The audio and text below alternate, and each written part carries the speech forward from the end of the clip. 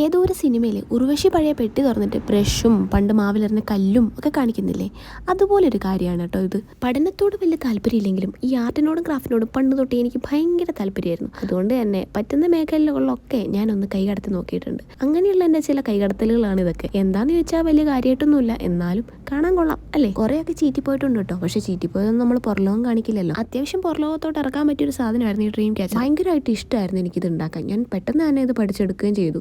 YouTube നോക്കി പല പല ടൈപ്പും പല പല മോഡലൊക്കെ എങ്ങനെ ഉണ്ടാക്കുന്നത് നോക്കിയിട്ട് കുറേയൊക്കെ ഞാൻ വിറ്റിട്ടുണ്ട് കേട്ടോ. ഇത് പൈസ കൊടുത്ത് സെല്ല് ചെയ്തിട്ടുണ്ട്.